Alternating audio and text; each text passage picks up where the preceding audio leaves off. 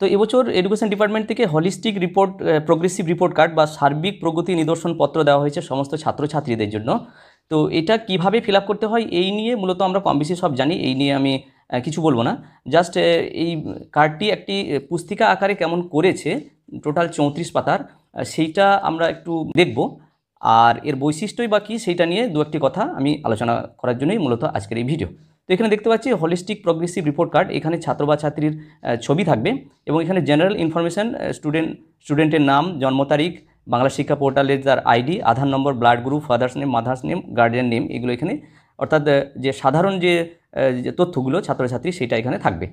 এরপরে আমরা যদি যাই তাহলে মূল যে বিষয়টা আমরা দেখব যে একটি পুস্তিকা আকারে এই 34 পাতার মোট করা হয়েছে একটা ছাত্রছাত্রীর মানে সার্বিক প্রগতি, তার যে নিদর্শন, সেই একটা পুস্তিকা আকারেই ক্লাস 1 থেকে শুরু করে ক্লাস 8 পর্যন্ত একটা পুস্তিকাতেই তার সমস্ত কিছু থাকবে।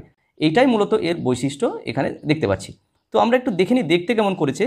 তো এখানে দেখুন প্রথম শ্রেণীর জন্য ফর ক্লাস 1 এখানে স্কুলের যে সমস্ত তথ্য সেগুলো এখানে দিতে হবে এবং ছাত্রছাত্রীর যে পার্সোনাল যে ইনফরমেশান সেইগুলো এখানে দিতে হবে। তো প্রত্যেকটা শ্রেণীর জন্য 4টি করে পাতা আছে আমরা দেখতে পাচ্ছি। এখানে ফর্মেটিভ ইভ্যালুয়েশন, সামেটিভ ইভ্যালুয়েশন, এগুলো কম বেশি আমরা লিখতে সবই জানি, এখানে সবই লেখা আছে, এগুলো নিয়ে বলার কিছু নেই, এদিকেও তাই। তো এরপর আমরা চলে যাচ্ছি। দেখুন এখানে মূলত এই জায়গাতে first summative evaluation, second summative আর থার্ড সামেটিভের শ্রেণী শিক্ষক বা শিক্ষিকা মানে ক্লাস টিচারের সিগনেচারগুলো থাকবে, হেড অফ দ্য ইনস্টিটিউটের এবং অভিভাবক বা অভিভাবিকা অর্থাৎ গার্ডিয়ানের যে সিগনেচার সেগুলো এখানে থাকবে। সেই ছাত্র বা ছাত্রী এবার ক্লাস 2তে কিন্তু প্রমোট হয়ে গেল।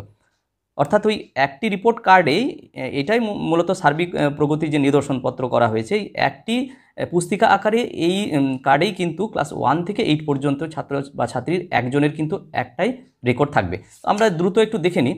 ক্লাস 2, এরপরে দেখুন ক্লাস 3 ওই একটা পুস্তিকাতেই, এরপরে দেখুন ক্লাস 4, এইভাবে যদি আমরা আসি তো আমরা শেষ পর্যন্ত ক্লাস 8 একদম একটি কার্ডের মধ্যেই যে আছে সেটা আমরা দেখতে পাচ্ছি। দেখুন ক্লাস 8।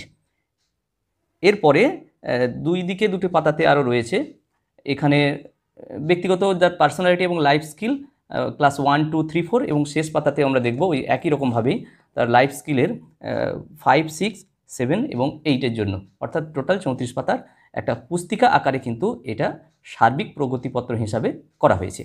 এইবার যে বিষয়টা আপনাদের সঙ্গে একটু শেয়ার করতে চলেছি, ধরুন ক্লাস 7-এর ক্ষেত্রে ক্লাস 8-এ ওঠার আগে ক্লাস 7-এ যখন class teacher first summative, second summative, third summative যে ইভ্যালুয়েশনের যে মার্কসগুলো দেওয়ার পর যখন সিগনেচার করার পর ছাত্র বা ছাত্রীকে এটা দিয়ে দেবে, তো ক্লাস 8-এ যখন ওই ছাত্রছাত্রী ভর্তি হতে আসবে তখন এই একই পুস্তিকাতেই কিন্তু ওই রেকর্ডগুলো ক্লাস 8-এর জন্য আমাকে আবার লিখতে হবে।